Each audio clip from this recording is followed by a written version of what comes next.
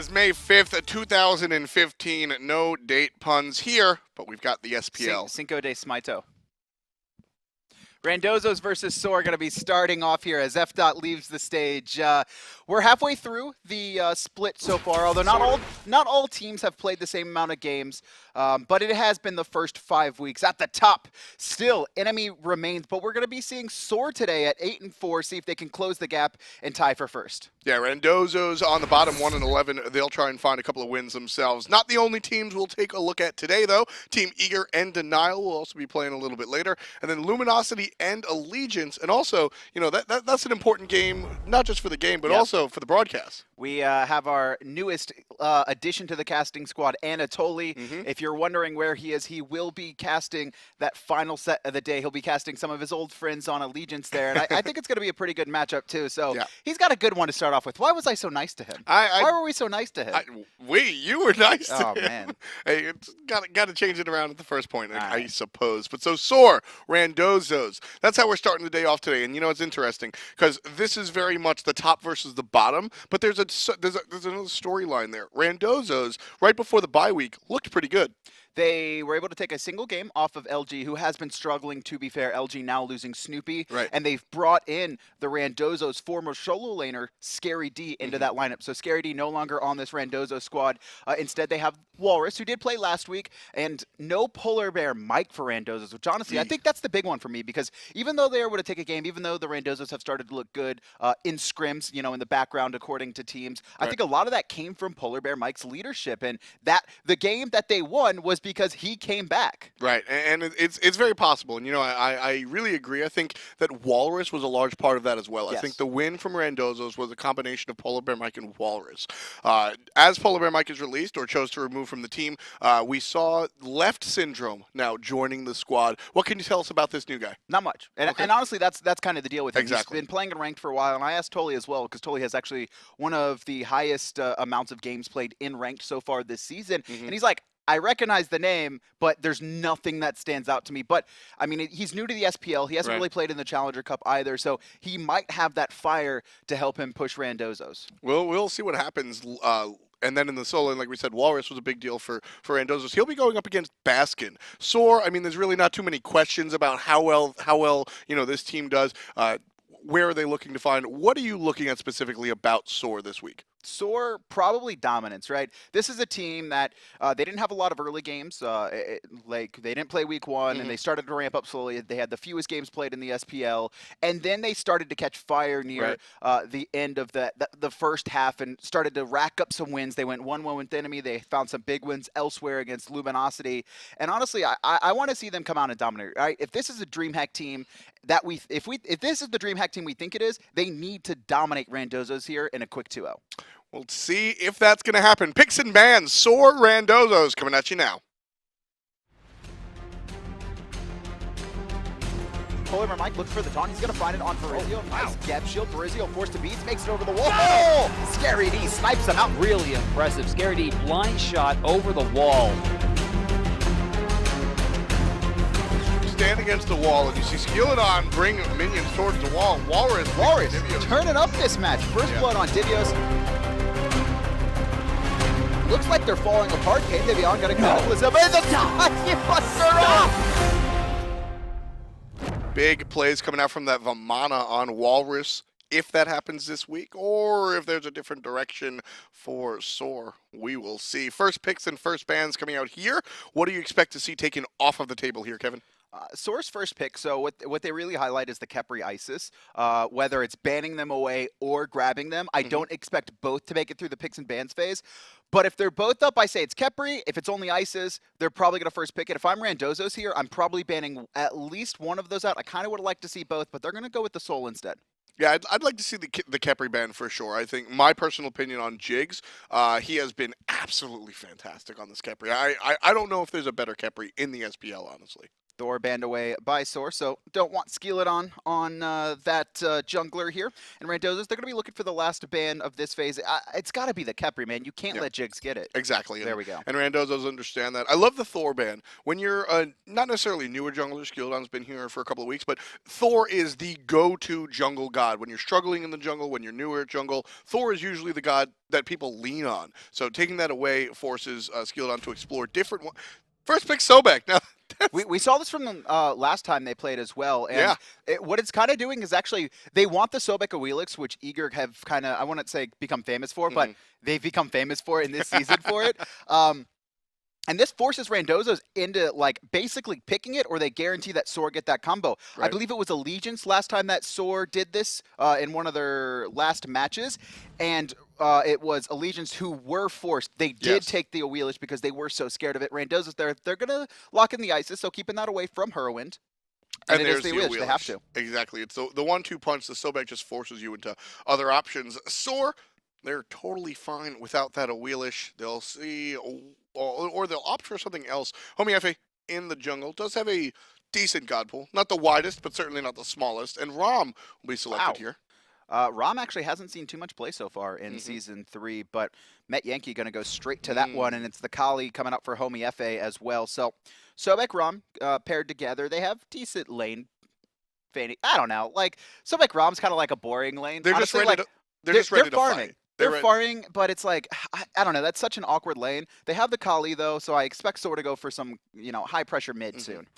Osiris will be the solo lane over on Randozos, so the early selection for Whalrus. Whalrus will be on the Osiris, and then Awilix and Isis. So you're looking at, well, a nice spread. Isis very early game. Awilix really hits her stride in the mid, and then Osiris is kind of just always Osiris. This is really awkward to me because Randozos, they do pick Osiris, which means they get to ban away solo laners here. So what they're trying to do is give Whalrus a guaranteed winning matchup, especially when you look at how well he played in his debut on Randozos. This is something that maybe you should do, but he's going to be matched up against Baskin, who I think will be fine no matter what he gets, honestly. Yeah, and that's one of the things. Baskin is one of the more frustrating players to play against. Whether you call him the best player in the world or not, he's definitely in that conversation. And multiple players have just said, man, going up against Baskin it's deflating. It's tough to do mentally and mechanically. That's actually one of the things that Barracuda said about Snoopy when he was, I'm not sure if he was kicked or left. It really sounded from Barracuda that he had left the squad, and he said it was kind of demoralizing for Snoopy to, face off against Baskin in scrims all the time and just lose, like all the time. It doesn't feel good. It makes it harder for you to kind of have that drive to keep at it. It's going to be Odin, the final ban coming out from SoaR, so expecting Skeeledon to pick that up in the jungle, I would imagine, and Randozos, they're going to go with Hou-Yi, and they do know that dual lane of SoaR, right? Sobek, Ram, so they will have that guaranteed duo to counter it. And the jump away is always good. You don't have to worry about that with the Awilix already on your side. So SoaR, they've got 2 more picks, and they'll come out right now. Option over to the blue side. And looking, they need a mid laner, and they need a solo laner. Puch, Puch will be selected for SoaR. This is the first time we've seen this character all season, not just recently, but all season, and even last year he wasn't really picked that often. No, he really couldn't make it out of kind of the early. He just got kind of chased down by assassins, specifically gods like Kali. But he's recently been buffed. He's going to have 2 kind of corpses now on his one much earlier instead of having to rank it up to 4 levels. I believe it's 3 is the new mark, or maybe even 2. But he's going to have a lot more presence early, which is really where he suffered. And this god has a ton of damage. But the thing about SoaR's lineup is, who's going to protect him? Because it's no one. I mean, Sobek has some of the best peel. I really like the peel that Sobek brings. He has both the pluck, which is long-range peel, and then, of course, the tail whip. The ultimate, either way. But Sobek does have a lot of peel tools. Vamana here out of Baskin, as Bacchus is selected for the support for Randozos, Vamana is going to have to be more of a peeler than I think we're used to seeing. I think expect Sun Wukong-esque play out of Baskin. So that's going to be our picks in ban phase. SoaR, Randozos, we're getting underway. We'll take a look at the game in just a few. It's going to force Jigz under the tower. Doesn't get any stuns, but we don't need stuns. We've got damage. Hurriwind catches 2 in the current.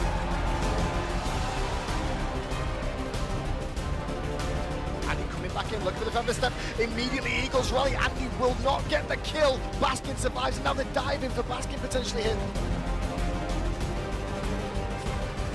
Blink from Pinnacle, they're trying to force this enemy. This is a mistake because Homiefe double kill.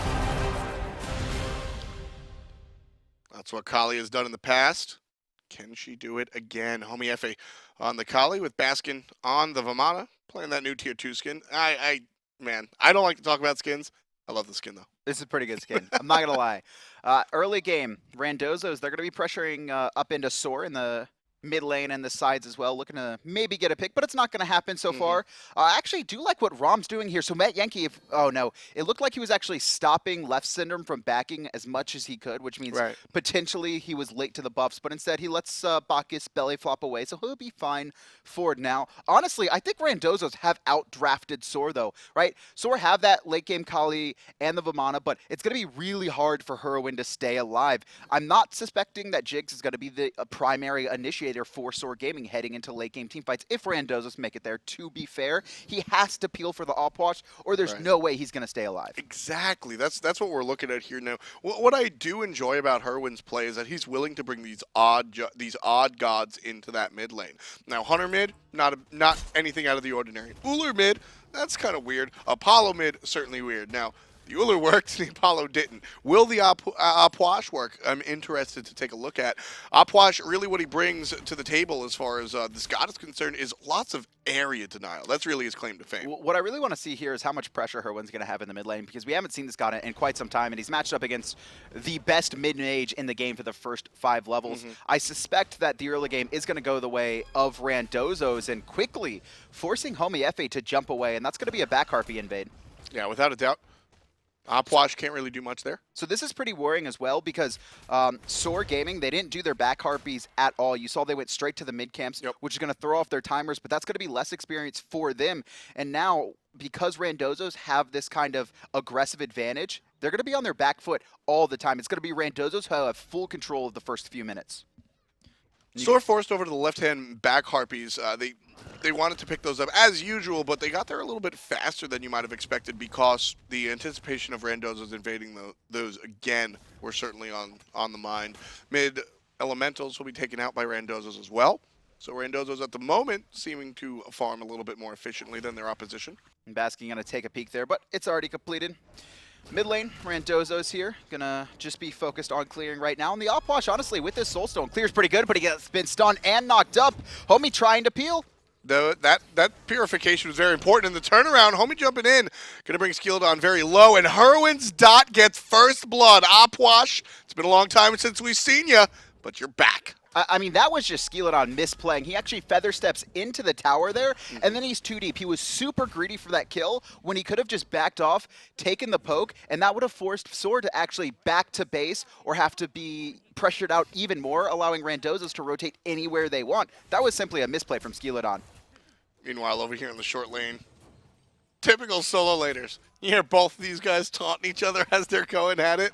Whalrus stepping into the big guy over here. Baskin, both players half HP, and this is what you're gonna see a lot of in the short lane. Is just the back and forth between these two guys, these warriors. And I really feel like Randozos needed this winning matchup because Whalrus was the guy who got ahead in the lane to help them beat Allegiance, or not Allegiance, excuse me, Luminosity here. And if he is getting pressured out by Baskin, who has been known to be one of the best soul laners in the world next to, Demi over on Panthera, it's not a good look. Well, at the moment, Whalrus has been going toe-to-toe with him, and even before we were looking at this lane, Whalrus had a little bit of the advantage. He was pushing up against the enemy tower, even came into the jungle to take a gander at the back pigs and the back harpies as well. So this Osiris for Whalrus has, so far in the first 3 minutes of the game, looked all right. I'm not convinced that this one is definitely going to go the way of Baskin just yet. I'm just saying, like, Whalrus really wanted to get a big lead early if he could, but typically it's very hard in the soul lane. In the mid lane, though, Opwash with first blood. It's still Randozos here who have control. They have the Bacchus who's rotated in. Jigz going to take a look at the left camps as well, and both teams are going to split, but it looks like Randozos are actually setting up for a fight here. They're coming underneath and actually going to be stealing away the blue buff, and SoaR, they have no idea right now. They're clearing mid-wave. Yeah, SoaR's just not as quick on these timers as Randozos are. More of the SoaR jungle have been done by the red team than the blue team, which is kind of funny. But from the backside, looks like SoaR want to get involved. Baskin gives out some poke. Beautiful. Long spirit ball. Great play, Aduro. That was beautiful. Leftsyndrome's going to be able to walk out of this one, but it could have been worrying there without the stun. And actually, Hurriwind's going to be aggressed on too, but the rest of Rando's not in position. Homiefe trying to jump away. There's the ult coming out from Hurriwind, but he's actually stuck inside. Aduro finds the return kill for the first blood over to Randozo's side. I loved that play, Kevin.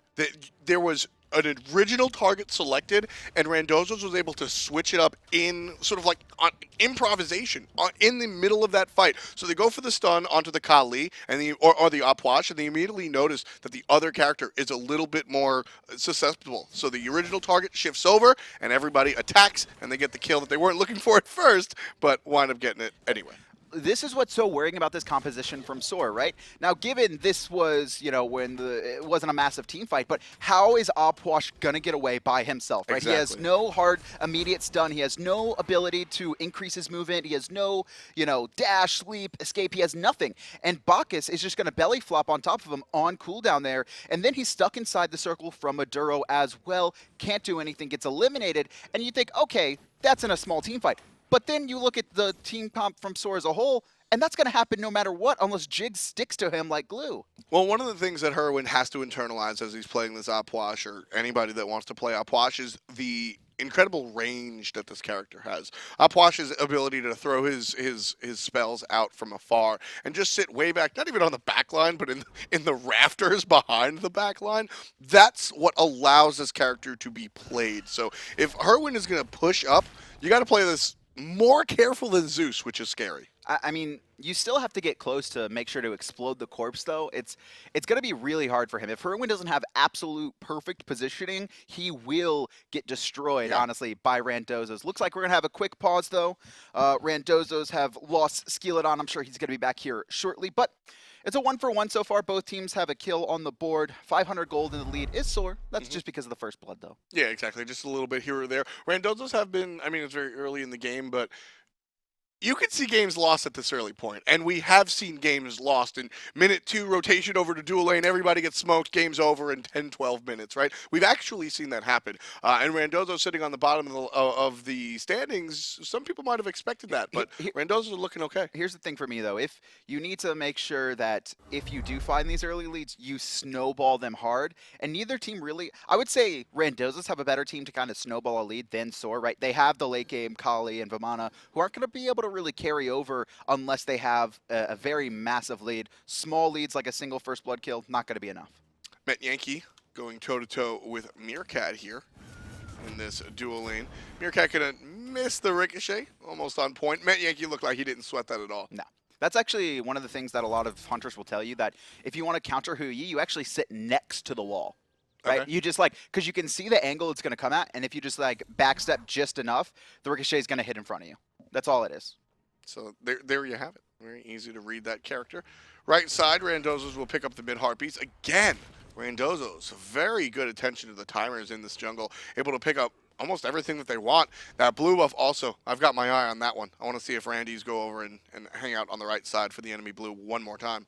Meerkat actually rotated over and was able to secure those mid harpies by himself before the rest of SoaR realized, and it's just like you called it. Randozos looking for that blue buff. The soul laners have rotated as well. Baskin going to be surrounded right now. Not even trying to hide it at all. Randozos just, I mean, Skeeledon got up on Suku, walked directly towards the buff, and might be some trouble for Whalrus, but they're able to walk away.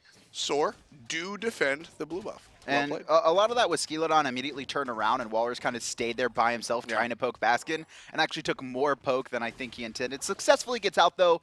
It looked kind of like a worrying spot for him, considering he only has Breastplate 1 online and Boot, so probably could have got bodied there if SoaR had decided to chase into him. Although you're fighting against an Isis, so I would imagine Randozos could have turned that. left-hand side. Metyankey one more time. He's got the mark of the crow, but he's a little bit above his opposition. As far as the gold is concerned, all even, but Metyankey about a half a level. Nope, just barely. Neck and neck. Both of these hunters, honestly, are dead even. And Metyankey's going to sit at the edge of his tower for most of this early game. You can't really box the Hoi. He's going to win. But the rotations are a little bit better from Met. If the fight breaks out before the hunters have, kind of committed to making their way to mid or solo lane, and it looks like Randozos, they're looking for a kill onto Homiefe. Double jump forward. Spirit ball will miss. Belly flop will miss. Well, everything will miss for Randozos, so they look for a fight, but they don't find it. I'm really... I honestly thought Homiefe had gotten knocked up from that angle, and Skeeledon obviously did as well, but there's a little bit of time to read it once he goes into the air, maybe suspecting that the beads would have come out too fast, though, and Skeeledon pulls the trigger a little bit too early. Got to go for it, though. I like Randozos trying to be the aggressor there. Fortunately, you got to hit your abilities. None of them really find a home. And honestly, I know Skeeledon is good, but that's actually been the biggest problem for him, is actually hitting his abilities. He's died multiple times in engagements where he has everything up, including his ultimate and both relics, but he falls. It hasn't been every game, but he's had those games. And I don't know if it's nerves or what, because I know this guy is a good player. I mean, that's the... I will agree with you, but in that instance, he was the only one that actually hit his The problem is he actually did use an ability there. He actually hit that one. But when you're a jungler, you have to depend on that setup, right? The belly flop into the stun, and without that setup, that just wasn't available for him. Imagine the situation, the knock him into the stun. There's no way you can turn around if you're stunned, et cetera, et cetera. That's a dead character. So Randozos have their mind in the right spot as this game continues on. I want to see that same aggression. I want to see that same mindset, but with some more mechanical prowess, of course. Randozos once again have kind of gone for this early game composition, right? You look at their core: Bacchus, Isis, Awilix. All it looks to me is we are going to fight your 3v3 and win every time. But honestly, I think they might be a little bit scared of the Puch as well, because one of the things is SoaR is probably... SoaR never showed them Puch if they scrimmed at all, right? This is something that SoaR is trying to bring in. I don't know if this is cockiness coming out from them, because that's been one of the biggest weaknesses of SoaR, is kind of playing cocky. They went into their match against Jigz without playing on the PTS, but Baskin here. There's the pull. Yeah, and that's a troublesome situation. Baskin, nice rotation out of Skeeledon, finds the knockup and is able to do the do. Really well executed, just very clean. Whalrus calling there that, Baskin was low. He's walking into his jungle. Let's just wombo combo him. Even though he got into his ult, the healing wasn't enough to survive the burst damage coming out of that Osiris and Awilix. And Skeeledon finds himself with his first kill of the game so far. Going back to the Puch, this is such an interesting character for me. I actually really like when high-end teams do this against low-end teams, because it's just... It's a safe stage to practice new and interesting strategies. I don't necessarily think it's underestimation, but here's the incoming damage. Hurriwind one more time in some trouble, but there's the rest of the team. The biggest thing there was the fact that Isis actually couldn't get into that fight, and Skeeledon was splitting back camps. If Skeeledon was in that 3v3, we probably could have saw a follow-up kill. And still, the most worrying thing about Puch right now is that he can get 100 to 0'd very easily. Now, Leftsyndrome there holds his ult, and I really like that, especially coming out from him, because he is new to the SPL, hasn't really played Challenger Cup as either, and that is something that, even top-end supports are going to ult there because the call was go on him, but he recognizes that Skeeledon is at the back camps, he holds his ability, and he now has that cooldown still in case the fight breaks out afterwards. And that's what you want to be looking at if you're a fan of Randozos at home. You got to look at Leftsyndrome, not necessarily what he does but how he does what he does. You want to see the instincts of this player, what he's going to be looking for. That's what, when we were casting ALG the first time Mr. Mackey came through, I made a note, look how he's looking for the body blocks, etc. So it's not necessarily win or loss or how this works out. It's what is Leftsyndrome going to show you here? Is he willing to be defensive, or like you said, does he have the mindset to think quickly on his feet and alter the game plan? And so far it looks like it. And his awareness is on point. Even there, he doesn't want to walk in there and try and get the counter word right away, but he is in a little bit of trouble. Going to jump forward, misses, and he could get turned on. There's the Puch actually zoning out 2 members, but Jigz is plucked out of position as well. Gets in his ult, and here comes the Crips, and it's going to stop that team fight in its foots. That's why Puch is picked. No one died there. And that was the intent. You drop the crypts, you open the crypts, and it just creates a spot on the map where you cannot be any longer. Otherwise, you die from either that damage or the follow-up. I mean, you can be in it. You just really don't want to be in it. You're not in it for long because either you run away or you die. And that's what happens with the Puch ultimate. So right there, that situation was all about SoaR. They isolate the support, and then a great play to pull Jigz out of the way, because that was what was preventing Leftsyndrome from getting home, was the Jigz body block. The pull on the Jigz allowed Leftsyndrome to get out. It was wonderful. And then the turnaround looked like it was inevitable, but Hurriwind just opens the crypts, and Randozos goes, we got to go away. Homiefe really wants those mid camps, gets poked out there. And I believe he was able to secure them. However, the Hunter's going to make their way back to the duo lane as they farm away and away and away. Both of them very equal right now. They have the exact same build, the exact same relics, and they're separated by less than 100 gold. Yeah, the big difference is this. Between the two Hunters, the clear, it just isn't there for Ram. Wait, I want to see him. Did he get the last hit? 34. So yeah, they're like less than 50 gold separated right now. Ooh. Looking for the boxing match. Right up into it. The ultimate comes out. Meerkat on top of this fight, but there's the ultimate from Hurriwind. Right there. You can even see on his character max level roll coming out from Metyankey, one of his biggest strengths. But Homiefe actually coming around the corner. Blink was not picked up just yet. You can see he only just hit level 12, so hasn't taken a trip back to the base there.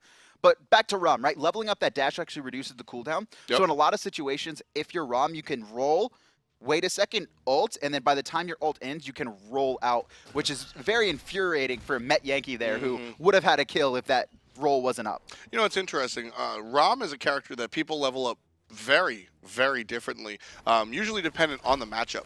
Hurriwind clears okay. He's not the best, he's not the worst, and so you do see that role being leveled up.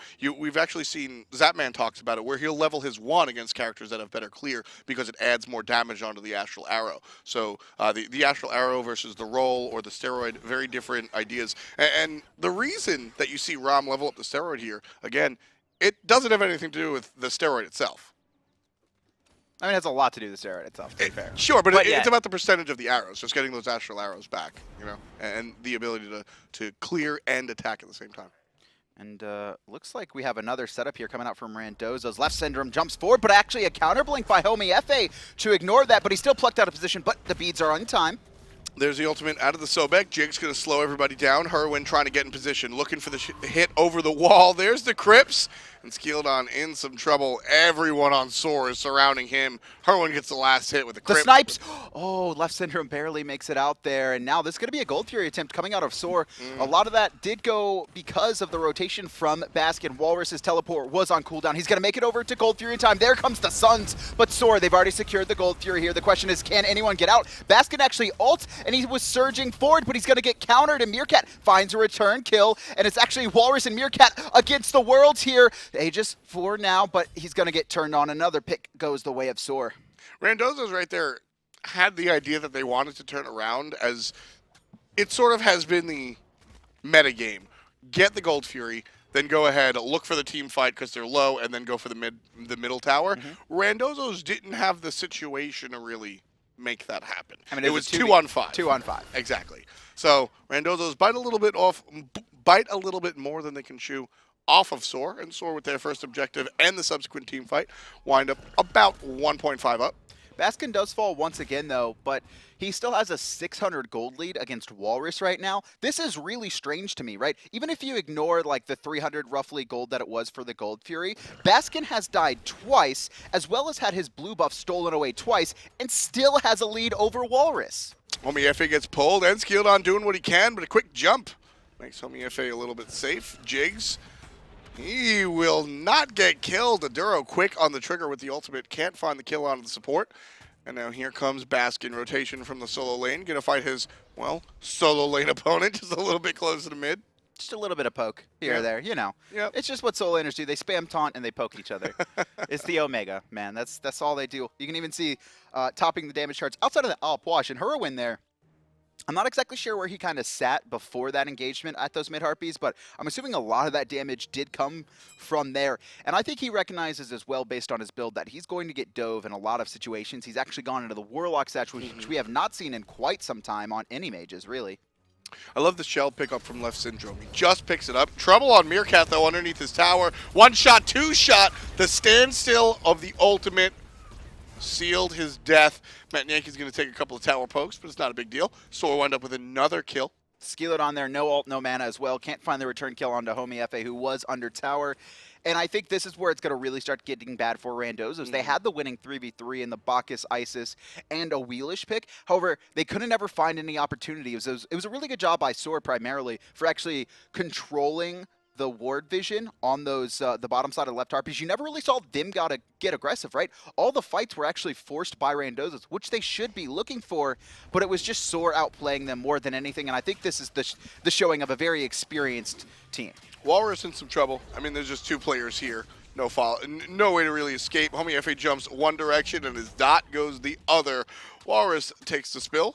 3-6, SoaR with the advantage. And now that SoaR has that experience lead, you're seeing them start to rotate and pick players off one at a time. Even on the right-hand side now, I believe it's Skeeledon who's rotated in, but he's caught by 3 players immediately. He gets picked off, and this is now Randozos falling apart, honestly. They're going to try for Metyankey, but he has a good purification there. Could get actually turned on, though. Sanctuary popped, and now it's down. Roll backwards. Doesn't even care. Nope. Just holds his ground. I mean, look at him right now. He's level 18. Adura was 14. Leftsyndrome was 12. He just had such a massive lead. And he's honestly SoaR. baited Randozos very far into the lane. Slow not going to hit at a Baskin, but he'll follow up the dash from Yi with a dash of his own, running around in circles. So there's the ultimate. Look at just that. Looking to stomp around, and from the distance, Ram over the top. There's the basic. A couple more hits onto Meerkat, seals his death. Metyankey with a hair of HP, still able to find the kill. And that was beautiful by Hurriwind. He rotates in on the top side there, and he actually empties the crypts in front of Metyankey, right? He hits Leftsyndrome, but the whole point was actually to make sure, in front of Meerkat, was to make sure that Meerkat could not actually walk to his tower, otherwise he would be walking to his death, so he's stuck there to die anyway. He does do a nice job of almost finding a return kill on Metyankey, but once again, that roll on a very low cooldown, and he walks out safely. SoaR now have went from an even game to a 6K lead in under, I think, 2.5 minutes, if we can take a look at the graphs. Yeah, it's been a very fast-paced game. So 3 minutes. Look at Roughly that. about 3 minutes. It was so even up until about 15. Very even. Very few leads and bumps. That tiny little bump at the beginning, that's first blood, and then Randozos wind up keeping pace. And then one here, one there, one here, one there. SoaR wind up 5,600 gold up after a couple of kills. I mean, this is a DreamHack contender against a team that has less than a 10% win rate in the SPL right now. And it's their last game was their first win finally. This is kind of to be expected. We did have hopes for Randozos, though, with Whalrus coming in, performing as well as he did, but he's been getting bullied by the best solo laner in North America. And now the rotations come in, and looks like Whalrus going to be in a little bit of trouble here. Has his ultimate, though, it's but no tower. A whole lot of damage and no real safe space. The jump is pulled by Skeeledon. Great play from the jungler on Randozos, but I think this death on Whalrus is inevitable. Maybe. Adura will rotate.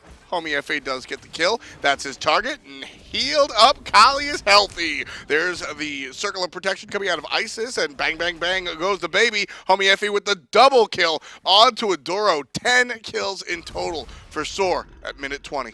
You can see Metyankey here in a little bit of trouble, surrounded by 2 players. Rolls away, but the Intoxicate's already good. And actually, there goes the stun. Meerkat does find the kill. Leftsyndrome in a lot of trouble. He's trying to get away. Jigz cleans up Meerkat, and Homiefe is chasing him down. I don't see how Leftsyndrome is going to be able to get away from this one. Just a matter of time to jump over the stun, and one basic is enough. Homiefe gets the kill on the Leftsyndrome, and with 4 players down, the Gold Fury up. SoaR going to make sure the objective suffers the same fate as late support does. That's sort of moralizing for Randozos on that right-hand side, right? Whalrus getting ganked. He jumps away, and a beautiful pull coming out from Skeeledon to note to try and keep him alive. And then you have a Duro rotating in, but he misses the Spirit Ball on Baskin. If that connects, maybe it gets turned around. But instead, SoaR's like, oh, you're going to rotate? No, we're going to rotate. The rest collapse. The double kill for Homiefe. Left-hand side, they are able to pick up Metyankey, Meerkat, but they bait in 2 more deaths because of it. It's just rough. Very quickly. 10K.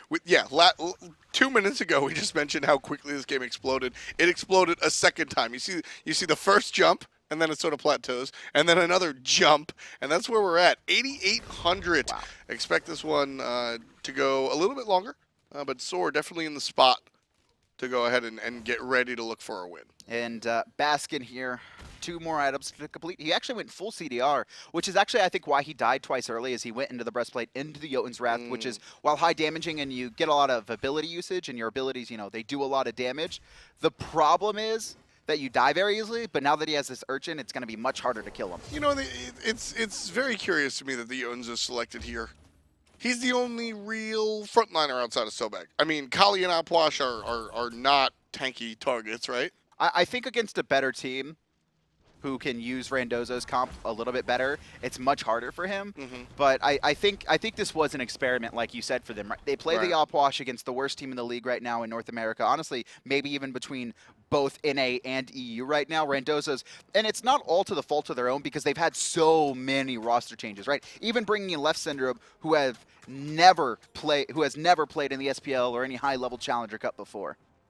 Big grouping up from SoaR in the enemy jungle. Roll forward from Metyankey. Randozos forced into the corridor. There's the stun, there's the flip, and there's the damage. That is one dead support. Hurriwind on top of that one, off of the assist of the entire team, sans Baskin. Vamana still over there in the short lane. Both towers are down in his lane, so not really big of a deal for the Vamana. And Hurriwind right now, 3-1-3, dies very early. So he got first blood, right, which was more of Skeeledon kind of outplaying himself, but he survives and he gets the turnaround kill. And ever since then, his positioning has been immaculate. He dies once more to a Bacchus belly flop combination, but since then, he's done such a good job of zone control in these games, right? Emptying the crypts, not only the mid camps to disengage a team fight, but also on that left-hand side when he actually completely locked Meerkat on the wrong side of the map, gets picked off as well. And he's just been this team fighting, you know, monster right now. And that's what Apwash does for this, not this squad specifically, but just in general. Randozos see that SoaR's on the left side of the map. They're going for the gold, looking for the fire giant. Ice Assault is down. Homiefe is here. The knockup hits 2. Randozos in some trouble. Metyankey gets 1. There's a return kill for Meerkat. SoaR steal the fire giant, and they steal a couple of kills as well. That's gotta hurt, and the surrender vote goes through. 15-5 read the kills. Randozos try a cheeky strategy, and it just doesn't pan out. 13,000 gold in the lead at the end as well. I think it was 23 minutes we saw the end there. I like what Randozos did, right? Because when you are that far behind, you have to make these super risky, crazy, you know, I need to force something here. That was the play. Unfortunately, though, it doesn't pan out right. Homiefe doing a great job of jumping in. He actually pops his ult very early because he knows the circle protection is stacked up, and he's probably going to get 100 to 0'd. And it's just a distraction point for the rest of his team to come in and steal the fire giant. Well played.